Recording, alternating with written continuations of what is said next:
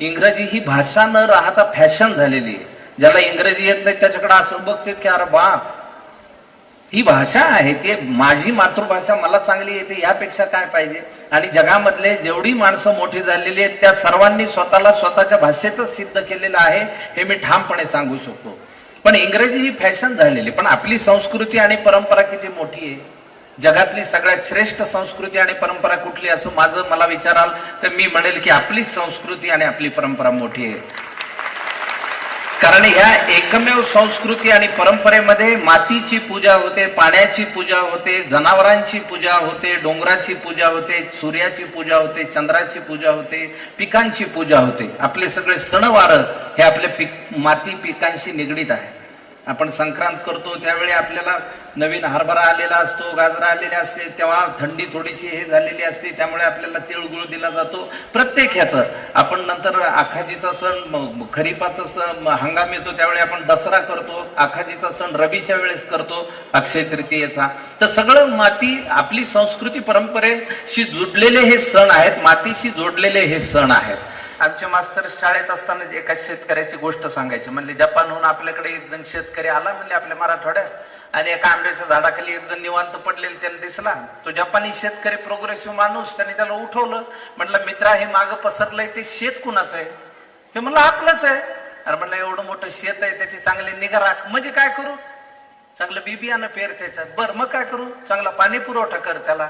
बरं मग चांगले खत, कीटकनाशक, औषध वापर. त्याने काय होईल म्हणला? अरे म्हणलं अत्याधुनिक तंत्रज्ञान आलंय शेतीत, ते वापर, त्याच्याने काय होईल? अरे तुझं पीक चांगलं येईल, त्याने काय होईल? उत्पादन वाढेल तुझं, त्याच्याने काय होईल? बाजारात चांगला भाव मिळेल तुझ्या मालाला. ते म्हणलं मग काय होईल? अरे तुझ्याकडे चांगला पैसा येईल. ते म्हणलं मग काय होईल? तुला आरामात राहता येईल. मग म्हणलं मग आता काय करायला लागलो मी? पुन्हा जाऊ. गोष्टीतला शेतकरी व्हायचं नाही असं मास्तरांनी सांगितलं होतं. ती गोष्ट लक्षात राहिली. उद्धट मुलाचं काय असतं? उद्धट मुलाला शिकण्याची म्हणजे दोन पद्धती असतात. ज्याचे कान जास्त उघडे तो आयुष्यात पुढे जातो, ज्याचं तोंड जास्त उघड तो आयुष्यात फार पुढे जात नाही. शिक्षणाच्या काळामध्ये जेव्हा आपण विद्यार्थी म्हणून शिकत असतो त्यावेळी आपले कान सदैव उघडे पाहिजेत आणि तोंड नेहमी बंद पाहिजे. कारण पुढे तुम्ही एका स्तरावर पोहोचल्यानंतर नेमकं काय उघडं ठेवायचं हे तुम्हाला कळत जातच. आयुष्य तुम्हाला शिकवत जातं तुमचं तोंड उघडायचंय की कान उघडायचं. तुम्ही या वयात जेवढे कान उघडे ठेवाल तेवढे पुढच्या आयुष्यामध्ये मोठे व्हाल आणि मग तुम्हाला बोलण्याची संधी मिळेल. त्यावेळी व्यक्त होताना तुमचे अनुभव ऐकण्यासाठी पुढच्या पिढ्या असुसलेल्या असतील. उद्धट पोरांचं काय असतंय का शाळेत एक उद्धट पोरगा होता असा. शाळेत गेला, मास्तर म्हणले खरे बांड्या काल का नाही आलास? ते म्हणलं का? काल आलेले काय कलेक्टर झाले सगळे? आज तुला उशीर का झाला शाळेला यायला? ते म्हणलं माझ्या भरोश्यावर बसत जाऊ नका, तुम्ही शिकवायला सुरुवात करील. मास्तर म्हणले उद्या उशिरा आला तो कोंबडा करेल.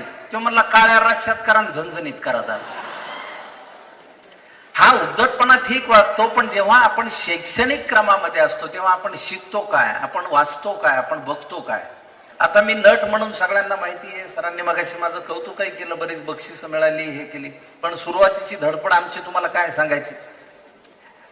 मला आठवतंय मी आणि मंगेश देसाई त्या काळात हौशी रंगमंचावर काम करायचो आणि शिकण्याची धडपड जी असायची ती फार अवघड असायची. म्हणजे आम्ही एकदा अंधार यात्री नावाची एकांकिका केली. त्या एकांकिकेत मी मसन जोग्यांच्या जीवनावरची एकांकिका होती आणि त्यामध्ये मी बापाचा रोल केला होता, मंगेशने मुलाचा केला होता. भारतरत्न डॉक्टर बाबासाहेब आंबेडकरांच्या विचारांची ती एकांकिका होती. त्या मुलाला असं वाटतं की शिक्षण हे वाघिणीचं दूध आहे आणि मी ते शिकलं पाहिजे. आणि बाप म्हणत असतो की आपली ही परंपरा आहे, प्रेत जाळणं आणि त्याच्यावर जगणं, त्याच्यावर आयुष्य काढणं हे आपलं आयुष्य आहे. मुलाला हे मान्य नाही. तो बापाशी भांडतो, शहरात जातो, शिकून येतो, त्याला एक छोटीशी नोकरी मिळते. मग तो बापाला सांगायला येतो, तो येऊन बघतो तो बाप मेलेला आहे. मग बापाच्या चितेला आग लावून तो शेवटचे डायलॉग्स म्हणतो आणि प्रकाशाच्या दिशेने जातो. असा एकांकिकेचा शेवट होता. दिग्दर्शक मी असल्यामुळे मी असं म्हणलं की आपण स्टेजवर चितेचा सीन करू. त्या काळात नवनवीन प्रयोग करायचे असायचे. बरं माहीत तर काही नसायचं. त्या चितेच्या मागे एक मित्र बसवला होता, त्याच्या हातात रॉकेलच्या बोळ्यांचा स्टँड दिला होता आणि मंगेशनी येऊन काय करायचं होतं, फक्त माचीसची काडी पेटवायची, एका रॉकेलच्या बोळ्याला लावायची, ते बोळे पेटत जाणार, मंचावर अंधार होणार आणि ती चिता पेटलेली दिसणार. आईने एकांकिकेत प्रयोगात चिताच पेटली नाही. ते सगळ्यात पहिल्यांदा माझ्या लक्षात आलं, तो माग बसलेल्या मुलांनी शिवी दिली म्हणून. छायला म्हणलं इतक्या वेळ बसवलं. मग मला कळलं की चिताच पेटलेली नाही. बरं, मला मान वळवून बघताही येत नाही कारण मी मेलेला आहे. डोळे किलकिले करे पण बघितलं तर वर लाईट चालू. मंगेशने डायलॉग्स म्हणले आणि तो प्रकाशाच्या दिशेने गेला. पडदा पडला आणि आमच्यात भांडण. मी मंगेला म्हणलं काय यार, म्हणलं एक माचीस तुला पेटवून तुला त्या बोळ्याला लावता येत नाही. ते म्हणलं माचीस मध्ये एकच काडी होती. मग पेटवायला गेलो तो गुल तुटला काडी पडली. म्हणला कुठतरी डायलॉग म्हणू का गुल शोधू म्हणला. मग तेव्हापासून ठरवलं सिगरेट बिऱ्या ओढणारे मित्र कधीही जवळ ठेवायचे नाहीत. कारण आम्ही नवी माचीस आणली होती, कोणतरी एखाद्या वाटणाऱ्याने ती घेतली त्याच्याकडे ठेवली. त्यात पुढे आमची पंचायत अशी झाली. पुढे आम्ही देता आधार का करू अंधारच्या एकांकिकेमुळे गाजलो ती एकांकिका केली. त्या एकांकिकेमध्ये मंगेशनी कृष्णाचं काम केलं होतं आणि मी मांजर सुंबेकरचं. मांजर सुंबेकरचे बरेच वाक्य डायलॉग्स होतात आणि त्यानंतर कृष्णाची एंट्री होती. कृष्णाच्या एंट्रीला महाभारतचं म्युझिक. त्या काळात महाभारत फेमस होतं सिरियल. महाभारत असं आपले. आणि सकाळ झाली की सर्व आपली जुन्या पिढीला आठवत असेल, आपण टीव्ही समोर बसायचो. तर मंगेशची एंट्री झाली, महाभारतचं म्युझिकच वाजलं नाही. त्याच्यावर माझे डायलॉग होते पुढं. दिसला कृष्ण किंवा जो महाभारत, दिसला कृष्ण किंवा जो महाभारत. म्युझिक द्यायला तरी काय बुद्धी लागते आपल्याकडे. किशोरी आमोन करायची, श्रुती सोडली करायची, शोभा गुरुटुरीत. कुणालाही सांगायचं बाई मांजर सुंब्याची एकांकिका आडली, 2-4 आलाप देतात. अशा पद्धतीची वाक्य होती. म्युझिक वाजलं नाही तर पंचायत झाली. डायलॉग काय बोलणार आता. मंगेश बिचारा गोवर्धन पर्वत ह्या करंगळीवर घेऊन उभा आहे. त्याला हळू बाजूला केलं. मग विंगेत त्या काळात आमचा म्युझिकवाले विंगेत बसायचे. तो बसला होता.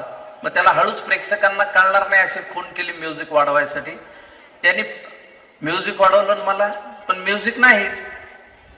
मग लोक असं ओरडणारे मित्र असतात, हे विसरला का वगैरे. ते सुरू व्हायच्या आधी म्हणलं वाजवणार होतास ना महाभारतचं म्युझिक. पाहिली मी कॅसेट तिथं करून ते कंटिन्यू केलं. एकांकिका झाल्यावर म्युझिकवाल्यानं म्हणलं काय यार तुला 4 क्यूज आहेत, तुला वाजवता येईना ते, त्याचा काय अर्थ आहे. ते म्हणलं केलं मी. म्हणलं वाढव, तू वाढव म्हणलं तर वाढवलं ना म्युझिक. गंमत अशी होती की हेडफोनची पिन टेप मध्ये होती आणि हेडफोन याच्या कानाला होता. त्यामुळे हळूही महाभारत त्यालाच ऐकू आलं, जोरातही त्यालाच ऐकू आलं.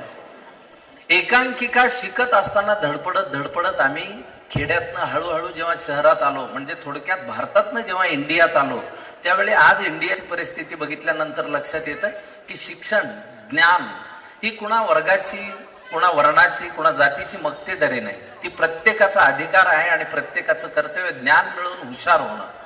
कारण तुम्हाला तात्पर्य कथा सांगतो, आम्ही जरी असे ग्रामीण भागातनं आलो तरी पण शहरातले मुलं आमच्यापेक्षा कधी न्यूनगंड एक मनात येतो. आपण शहरात गेलो की त्यांची भाषा बिषा ऐकून.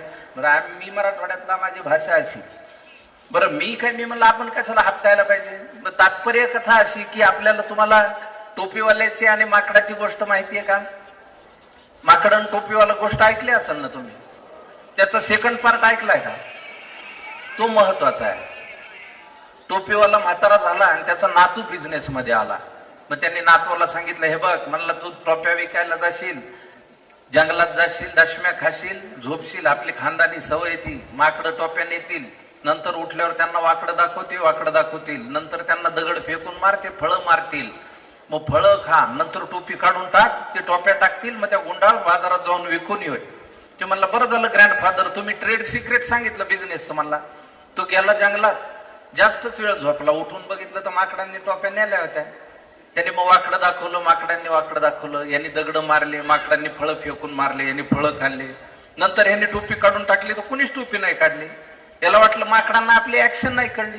मग झाडाजवळ गेला, पुन्हा टोपी अशी काढून खाली टाकली हळूच, कुणीच टोपी नाही टाकली.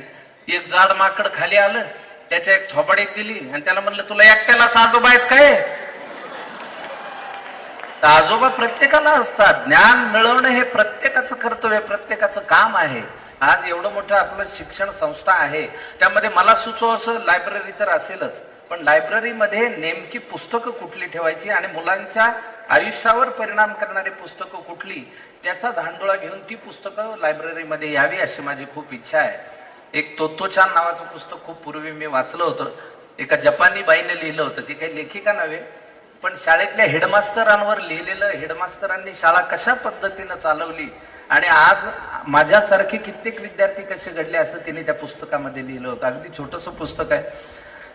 विना गवाणकरांची पुस्तकं आहेत. एक होता कार्व्हर नावाचं एक पुस्तक आहे, जॉर्ज वॉशिंग्टन कार्व्हर नावाचा एक वनस्पती शास्त्रज्ञ, गुलाम म्हणून विकला गेलेला एक मनुष्य, कृष्णवर्णीय मनुष्य, पुढे जगातला नोबेल पारितोषिक विजेता झाला आणि टोमॅटोच्या जातीतलं मोठं संशोधन त्याने केलं आणि त्याने आयुष्यभरात वापरलेला कपडा फक्त 4.5 मीटर होता. तर माणसं मोठमोठा आदर्श ठेवून आपल्या समोर गेलेली आहेत. आपल्याला नेहमी समाजाकडनं घ्यायची सवय असते, समाजाला द्यायची सवय नसते. त्याचं फार साधं उदाहरण सांगायचं झालं तर घरातल्या गादीवर पान खाऊन पिचकारे मारा म्हणलं तर कोण मारेल? पण तेच रस्त्यावर आपण पिचकारे मारतो. मग तो रस्ता कुणाचा आहे, मग ते गाव कुणाचं, मग तो तालुका कुणाचा, मग तो जिल्हा कुणाचा, मग ते राज्य कुणाचं, मग तो देश कुणाचा. देशप्रेम आपल्या घशात असून चालत नाही, ते आपल्या कामात दिसणं खूप महत्वाचं आहे. आज तुमच्यापैकी खूप सारे विद्यार्थी उद्या आयुष्यात मोठे होतील, खूप मोठं नाव करतील, पण लक्षात ठेवा आपल्या मातीची, आपल्या संस्कृतीची, आपल्या माणसांची ओळख कधी विसरू नका. कारण आपली संस्कृती आणि परंपरा जपणं हे आपल्या सर्वांचं काम आहे. त्याचं तात्पर्य कथा एक तुम्हाला सांगतो. संस्कृती आणि परंपरा जपली नाही तर काय होतं? अलीकडच्या काळात मला असं वाटतं आपली संस्कृती आणि परंपरा जपली नाही तर काय होईल.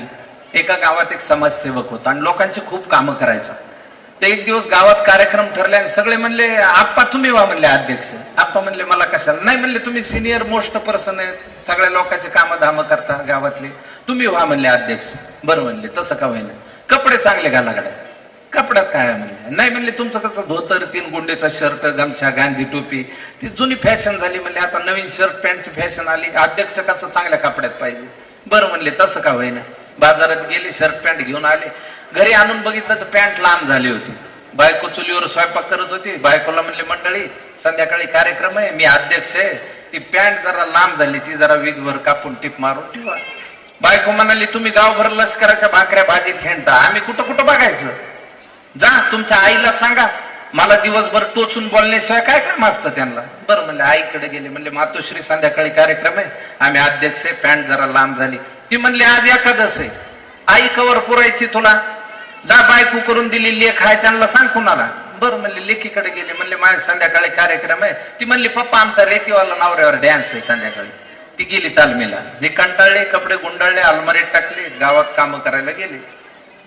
तासाभराने बायकोचं स्वयंपाक पाणी उरकलं, निवांत बसली होती. तिला आठवलं बाया नवरा आज अध्यक्ष आहे, पॅन्ट लांब झाली, तिने अलमारीतनं काढली, वीजभर कापली, टीप मारून ठेवून दिली, शेजारणीकडे गप्पा मारायला गेली. अर्ध्या घंट्याने म्हातारी आली. म्हणले बाया आई कवर पुरायची याला, तिने वितीपेक्षा जास्त कापली, टीप मारून ठेवून दिली, झोपायला गेली. कार्यक्रमा अगोदर लेख आली, म्हणली पप्पांचं असंच असतं, गडबडीत आम्हाला तिने वीजभर कापली, टीप मारून ठेवून दिली. संध्याकाळी बरमुडा घालून उभे होते कार्यक्रमात. तर आपल्या भाषेचा, संस्कृतीचा, परंपरेचा बरमुडा होण्या अगोदर तिचं जतन करणं हे आपल्या सगळ्यांचं कर्तव्य आहे. जगाच्या पाठीवर आपण कुठेही गेलो तरी आपली भाषा, आपली संस्कृती हा आपला अभिमान असला पाहिजे. आणि मला असं वाटतं स्नेहसंमेलनासारखे कार्यक्रम हा केवळ काहीतरी मनोरंजन, काहीतरी गोंधळ घालण्यासाठी नसतात, तर त्यामध्ये विचार मंथन होणं खूप गरजेचं असतं. जोपर्यंत आपण विचार करत नाही तर अलीकडच्या काळात काय झालंय, संवाद आणि संवेदना या काळामध्ये त्यातला सच हरवलेला आहे आणि वाद आणि वेदना फक्त उरलेल्या आहेत. तर संवाद आणि संवेदनेचा आपल्याला समाज निर्माण केला पाहिजे. 2 ज्ञानी माणसं एकत्र भेटली की त्यांच्यात सुसंवाद होतो. एक ज्ञानी एक अज्ञानी भेटला की त्यात विसंवाद होतो. आणि दोघंही अज्ञानी असतील तर त्यांच्यात भांडणं होतात. तर आपल्याला भांडणं करणारा समाज निर्माण करायचा नाही, शिक्षणाच्या माध्यमातून सुसंवाद घडवणारा समाज घडवायचा आहे. जेवढी माणसं साक्षर होतील, माझ्या कायद्याचं बोला नावाच्या एका सिनेमातलं एक वाक्य मला नेहमी लक्षात राहतं की शिकलेल्यांना सुशिक्षित करण्याची गरज असणं ही या देशाची खरी समस्या आहे. साक्षरा या शब्दाचं उलट केलं तर काय होतं? साक्षरा, राक्षसा. आपण शिकून साक्षरा व्हायचंय की राक्षसा व्हायचंय हे सर्वस्वी आपल्या हातात आहे. आजकालच्या काळात सोशल मीडियामुळे सगळा कालखंड गतिमान झालेला आहे. सोशल मीडियावरचं पण ते दुधारी शस्त्र आहे, ते कसं वापरायचं हे प्रत्येकाने ज्याने त्याने ठरवायचंय. स्वतःची आयडेंटिटी लपून लोकांना शिव्या घालणारा एक मोठा वर्ग तयार होतोय आणि मला वाटतं ती चिंतेची बाब आहे. आपण स्वतः चांगल्या गोष्टींसाठी या सोशल मीडियाचा वापर करतोय का? सतत काहीतरी वाईट. बरं, दररोज सकाळी मी नेहमी असं म्हणतो की तुम्हाला दररोज ते सकाळी शुभ सकाळ, शुभ गुरुवार, शुभ शुक्रवार दररोज पाठवणारे असते देवाचे फोटो फुलं, ह्याच्या ऐवजी तुम्ही तुमच्या ग्रुपमध्ये तयार करून आपल्या जवळपासच्या परिसरात आपण काय काम करू शकतो याचा विचार का करत नाहीत? एक मीडिया आपला बनवून, एक ग्रुप बनवून आपण एक सामाजिक कार्य करू, या समाजाचं आपण देणं लागतो, आणि जेव्हा आपण समाजाचं देणं लागतो त्यावेळीच आपण चांगलं काम करू शकतो. आज इतकी वर्ष झाली, साधारण एक 15 वर्ष झाली, 15 वर्ष या सगळ्या संस्थेला झाली, आणि ही संस्था मोठी मोठी का होत चालली आहे त्याचं कारणही असेल, कारण या संस्थेचं रेप्युटेशन वाढत असेल, त्यासाठी धडपडणारा एक वर्ग, त्यासाठी परिश्रम करणारे एक मेहनती सगळ्या शिक्षकांचा वर्ग इथे बरोबर आहे. आज मी आल्यापासून बघतोय ज्या पद्धतीचं शिस्त आणि ज्या पद्धतीचं सगळं तुम्ही ही शिक्षण संस्था मला दाखवताना, किंवा त्या कलेच्या शिबिराचं आपण उद्घाटन केलं, त्यामध्ये विद्यार्थ्यांनी केलेले कितीतरी सुंदर सुंदर कलाकृती आपल्याला पाहायला मिळाल्या आणि त्याचा आनंद आपल्याला घेता आला. मला वाटतं विद्यार्थी घडवणं म्हणजे काय, शेवटी आपण म्हणतो की गुरु विना काही नाहीये. आपण आई वडिलां दैवतानंतर आई वडील, दैवत हे आई वडील मानतो आणि त्यानंतर गुरुच मानतो ना. गुरुशिवाय आपल्याला अज्ञानाचा अंधकार दूर होऊ शकत नाही. म्हणून या सर्व गुरुजनांना मनापासून अभिनंदन आणि शुभेच्छा देतो. खरं तर मी विनोदी कलावंत जरी असलो तरी आमचं म्हणणं एकच असतं की समाजामध्ये ज्या गोष्टी घडतात त्यामध्ये आपल्याला व्यवस्थित त्या व्यंगावर बोट ठेवता आलं पाहिजे, म्हणजे मग आपल्याला एखादी गोष्ट, आता महापुरुषांच्या नावाने नेहमी आपण मोठमोठ्याने घोषणा देतो, महामानवांच्या नावाने नेहमी मोठमोठ्याने घोषणा देतो. कुठल्याही रस्त्याला महापुरुषाचं नाव देणं खूप सोपं असतं, पण त्या महापुरुषांनी सांगितलेल्या रस्त्यावर चालणं भयंकर अवघड असते. एवढी गोष्ट लक्षात ठेवा. आपल्याला त्या रस्त्यावरून जर चालायचं असेल तर आपल्याला मनाची खुणगाट बांधावी लागते, आणि त्यासाठी या शिक्षण क्रमामध्ये अत्यंत मनापासून काम करावं लागतं. ही गोष्ट तुम्हाला सांगतो. जाता जाता म्हणजे काय बक्षीस वितरण असल्यामुळे मला कल्पना आहे की विद्यार्थ्यांना त्याची उत्सुकता जास्त असते. नाही तर बऱ्याचदा आपण बोलू लागलो की त्याचं भान उरत नाही. एका सभेमध्ये एक वक्ता असा बोलायला लागला आणि लोक शेवटी कंटाळे, म्हणले हा किती वेळ बोलत बसलाय. मग लोकांनी कंटाळून टाळ्या वाजवायला सुरुवात केली. त्याला बघा उशिरा का होईना दाद मिळायला लागली, म्हणून त्याने अजून रट्टा चालू ठेवला. नंतर त्याचा घसा कोरडा पडल्यावर त्याच्या लक्षात आला आपण जरा जास्त बोललो. तो म्हणला श्रोतेहो माफ करा, घरातनं गडबडीत बाहेर पडलो, हातावर घड्याळ बांधायचं राहून गेलं, त्यामुळे टाइम लक्षात नाही आला. एक जण उठला आणि म्हणला घड्याळाचं राहू दे बाबा, मागच्या भिंतीवरचं कॅलेंडर तर बघायचं. बोलण्याच्या नादात माझी अशी गडबड होऊ नये अशी काळजी घेतो. आणि पुनश्च एकदा नवसह्याद्रीच्या ह्या सर्व शिक्षण संस्थेला, सर्व सभासदांना, सर्वांना मनापासून हार्दिक सदिच्छा शुभेच्छा देतो.